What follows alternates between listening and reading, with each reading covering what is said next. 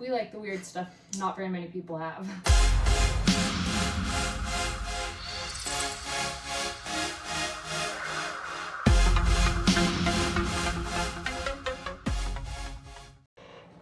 What's up, guys? My name is Kennedy, this is Russell. We are the other two that you don't usually see on camera. Sometimes if you look really close in the videos you can see us, but we usually save that for Weston. Obviously we are not at the WIldfire facility, but we are here in our collection. And we're here to tell you a little bit about us. So I started working for Wes, it was around October of last year. And he reached out to me through a good friend, Martina, because he just moved to Utah, didn't know a ton of people in the scene. And if you've seen his collection, obviously it's big and he needs help every now and then. So we started working up there.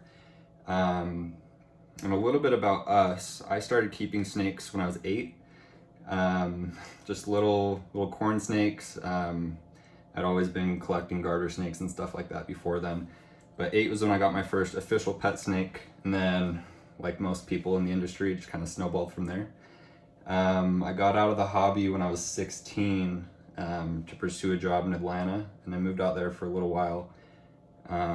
Sold everything. It was one of the biggest mistakes I've ever done. I'll never do it again, but it was a good lesson. It kind of helped me focus my goals in the hobby, because it's like a fresh, clean slate, fresh start. So I got back, eventually I met Kennedy, we started dating, and she thought the whole snake thing was super cool, so we went to a reptile expo, picked up her first snake, and then we probably had around 60 about a month and a half later. And that's kind of how it happens, and if you're doing it right, it's just how it is. It's a snowball effect. But yeah, so we breed ball pythons mostly, and that's what you can see in these racks back here. So the little tubs are the hatchlings from last season and the season before that. And then you can see the big tubs back there. Those are mostly our breeders. So ball pythons, we also do a few weird random species. Like she's holding one of the baby eastern indigos we hatched last year. This one's name is Killer because it just has an absolute maniac, typical eastern indigo appetite.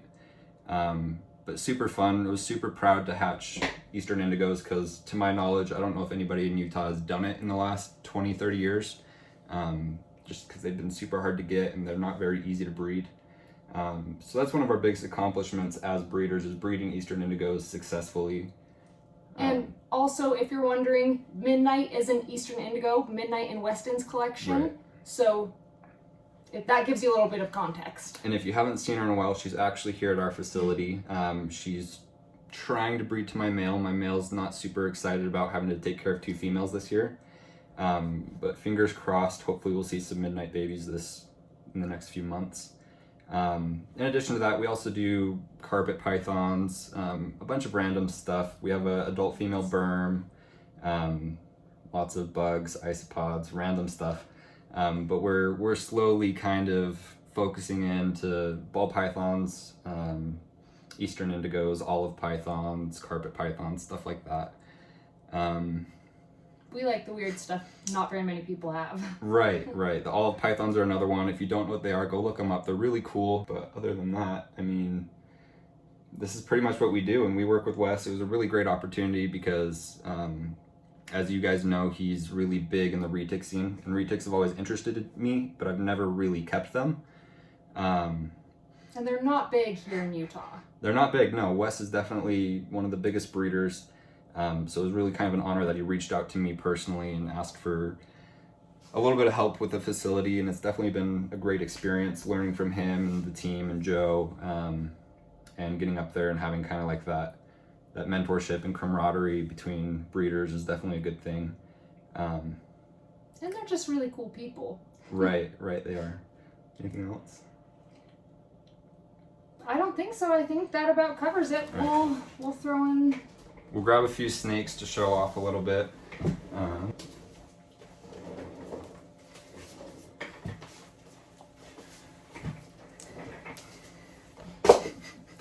All right, so this is the biggest snake that we have here.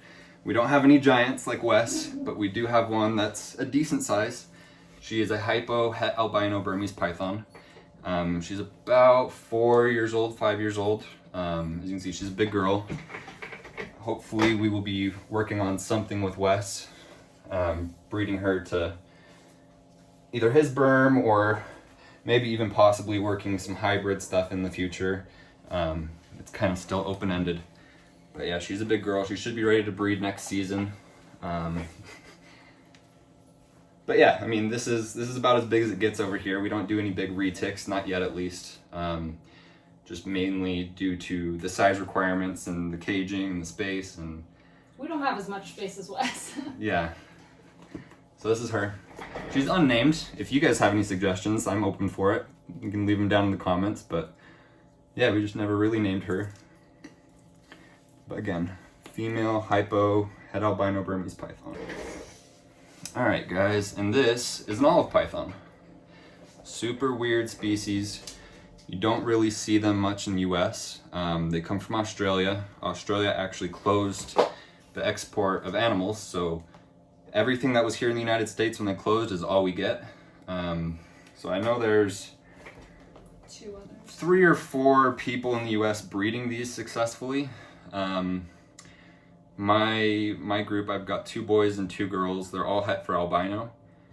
But as you can see, they just look super smooth. They have really, really small scales and a high scale count.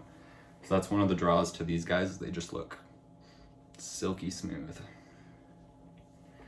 And in the sun, they do kind of have that iridescence that you'll see on some of the like darker retics. They kind of remind me of like a dwarf retic, almost a little bit skinnier though. Temperament though, for sure. Temperament, food, just their food response is almost identical to a retic. Super willing to eat. This is one of the only snakes that I've actually been bitten and wrapped by, and that was an experience. So yeah, this is a male het albino olive python. All right, and this is an adult female ball python. So like I said, we mostly do ball pythons here, and this is about as big as it gets. This is a big female, so obviously much more manageable for beginner or intermediate keepers, because you don't need a 8-foot cage, 10-foot cage, all that. You can keep them in a CB70 rack just fine. But yeah, this is about as big as it gets. 4,000 grams. Not much bigger. Males will stay smaller, of course. So if you have been watching the videos and you're new to keeping, you want to get your first pet, definitely don't start with a retic. Go for this. Much more manageable, easier to feed, easier to find feeders, easier to cage, and just all around an easier animal to keep. So definitely consider something like this if you are getting into the hobby, you don't know what you want to do. Ball python's a great option. But other than that, that's pretty much it. That's us, guys. This is what we do. You'll see us in the videos here and there. But if you have any questions for us, you can message us on Instagram at Heatseeker Reptiles, or you can comment down on this video and we'll keep an eye on it and reply to what we can. Other than that, we're excited to be kind of hanging out in this little channel and this group, and we'll see you guys in some videos soon. You guys are great. Thanks. Bye.